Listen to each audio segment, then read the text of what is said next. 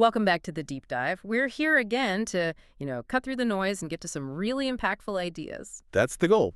And today, we're diving into a concept that just sounds, well, completely backwards, almost like a riddle. Okay, intriguing. It comes from a fascinating source.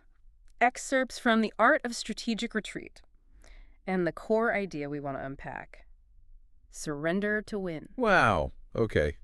Surrender to win. That definitely grabs your attention. It really does. It seems to challenge, well, everything we usually think about success and winning. Absolutely. Our usual instinct is push, push, push. Exactly. So our mission today is to really get into this, understand it, and see why maybe, just maybe, this counterintuitive idea could be, incredibly powerful for you. It sounds paradoxical, doesn't it? Right. Less like a winning strategy and more like, well, admitting defeat right off the bat. Right. But what's so interesting, I think, is how it hints at something deeper. It suggests that maybe strength isn't always about the direct assault, that there's a more, let's say, sophisticated way to think about strategy and success. It's not just about raw power. Okay, so my first thought, and probably yours listening, is just how? How on earth can surrender ever be a path to actually winning? Yeah, it flies in the face of the never give up mantra. Totally. We're always told, fight harder, push through obstacles, so this feels wrong somehow.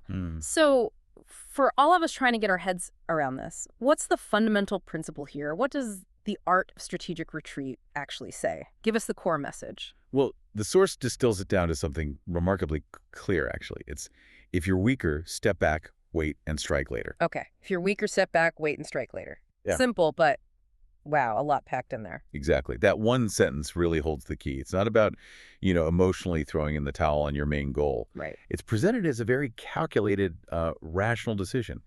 It stems from really looking honestly at where you stand right now. Sometimes that's uncomfortable. Okay, let's break that down then, because each part feels crucial. Let's start with the first bit. If you're weaker, what does that really mean in this context? Yeah, good question. It's not just feeling a bit unsure, is it? How do you assess being weaker strategically without letting, ego get in the way? That seems tough. It is tough, and that's a key point the source makes. Weaker here isn't some kind of, personal failing or a character flaw. Okay. It's purely relative. Yeah. Relative to the specific challenge or opponent you're facing in this moment. Relative. Got it. So it means looking objectively at your situation. Do you have fewer resources?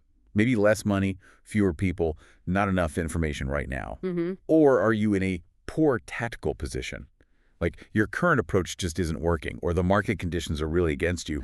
Is the timing just off? Right. Maybe the other side has all the momentum. Precisely. Or maybe, your skills or tools for this particular fight aren't quite there yet. It's about a realistic check-in, not a judgment. So it's situational awareness.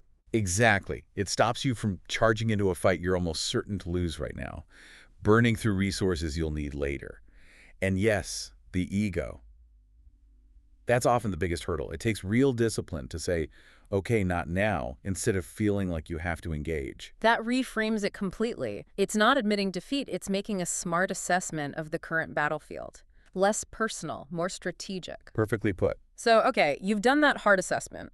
You've determined, relatively speaking, you're weaker for now. The next step is step back. This is the surrender part, right? Yes, but it's crucial how we define it. So is it waving a white flag? Or is the art of strategic retreat talking about something more deliberate? Oh, much more deliberate. Definitely not a white flag. Think of step back as a tactical withdrawal, a strategic disengagement. Okay, like pulling troops back to a better position. Exactly. It's fundamentally different from just giving up on your overall objective. The purpose is layered. First, you avoid unnecessary losses. Right, you don't bleed resources. Exactly. Money, reputation, energy, people, whatever your resources are, you preserve what you have. Second, it stops things from getting worse on terms that don't favor you. Prevents digging a deeper hole. You got it. And maybe most importantly, stepping back buys you time, precious time. So it's an active, conscious choice, not passive acceptance. It's about resetting the terms of engagement for later. It takes real discipline, I imagine, to pull back when everything screams fight. Immense discipline. Recognizing that sometimes moving backward or even sideways is the most forward-thinking move you can make. Okay, so you've stepped back. You're preserving resources, avoiding a losing battle. But then comes wait. In our world, waiting feels passive, almost like losing ground. I know. I feel counterintuitive, doesn't it? Time is money and all that. Yeah. So what's the power in this waiting period? How does the source frame strategic patience? And are there dangers, like waiting too long? That's a great point. Waiting often gets a bad rap, seen as inaction. But in this strategy, waiting is actually a really active phase, like a workshop. A workshop? How so? It's where you forge your future advantage. You're not just sitting there. If we connect this to the bigger picture, waiting at Svedberg lets several key things happen. First, you accumulate strength. Okay. Gather more resources, learn more. Exactly. Address that weakness you identified earlier. Maybe you need more funding, better skills, more data. Waiting gives you the space to get it. Second, and this is crucial, you get to watch your opponent. Do they overextend, get complacent, make mistakes? Ah, so you're observing, looking for openings. Precisely. Or maybe the external situation changes, the market shifts, new technology emerges, something tilts the balance. Waiting lets you capitalize on that. While you're getting stronger, they might be revealing weaknesses. Exactly. And third, it gives you time for careful planning, real analysis. You get to refine your counter move, your real strategy, instead of just reacting. So it's preparation time. Deep preparation time. Now, the risk you mentioned, waiting too long, definitely real. You could miss your window, wait too short a time, you haven't built enough advantage. It requires constant vigilance, a keen sense of timing. Wow. That turns waiting from this passive thing into like a strategic weapon itself. Observation, preparation, growth, active patience. You've nailed it. Active patience. Which brings us finally to the payoff and strike later. This is the win part. Yeah. How does all that stepping back and waiting set up this final decisive move? Right. This is what it's all been building towards. The strike later is the culmination. It's vital to remember the retreat and the wait were never the end goal. They were just the setup. The necessary prelude. Exactly. A carefully orchestrated prelude. And later doesn't mean eventually, maybe. It implies choosing the optimal moment. When conditions are right. When your ongoing assessment says, okay, now the conditions are favorable. Now my position is stronger. The balance is shifted. Got it. And the strike itself isn't some desperate gamble. It's planned. It's decisive. You execute when you've built that strength, when the opponent's vulnerability is clear or the situation aligns. So it transforms a likely loss into a calculated win. That's the idea. It shifts the dynamic from reactive defense to proactive offense, but on your terms, at your chosen time. It's all about playing the long game, prioritizing the ultimate victory over, say, winning every little skirmish or just reacting constantly. It requires incredible foresight and discipline, again. Absolutely. Strategic foresight and discipline are the cornerstones, but when you pull it off, the impact can be huge. Okay, this is fascinating theoretically, but let's bring it home. What does this mean for you listening right now?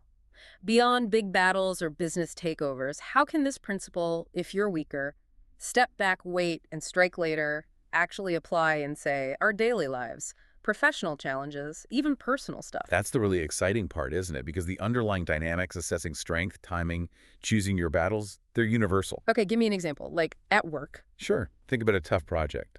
Maybe the deadline is crazy, you don't have the info you need, or a key stakeholder is blocking you. You feel weaker relative to the challenge. Yeah, happens all the time. Pushing ahead blindly might just lead to burnout or a poor result. Right. Stepping back could mean, well, renegotiating the deadline. Okay. Or maybe asking for specific training or resources you lack. Or even strategically bringing in a colleague who does have the missing piece. So you're not giving up on the project? Not at all. You're stepping back from the immediate unwinnable fight.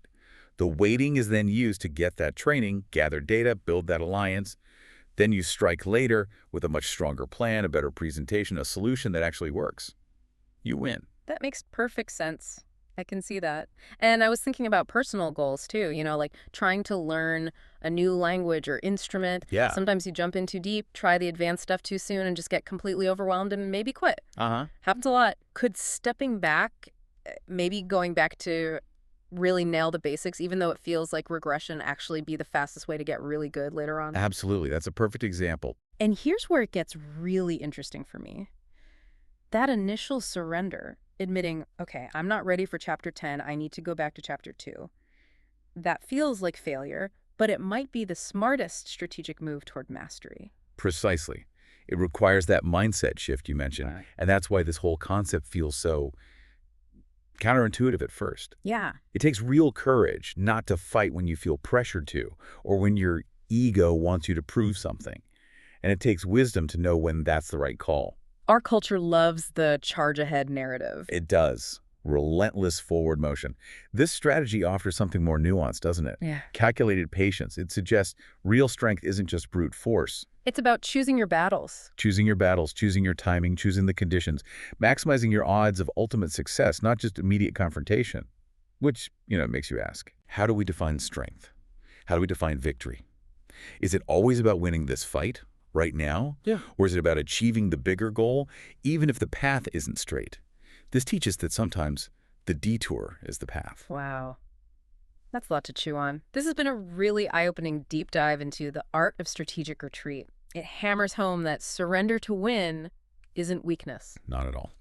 It's about, strategic patience, clear-eyed assessment, knowing your relative strength right now, and really calculated timing, recognizing that sometimes not pushing forward, stepping back, that's the smartest, most strategic thing you can possibly do. Exactly. It encourages us all to just pause, reevaluate maybe our gut reactions about what success looks like and how we get there. Yeah.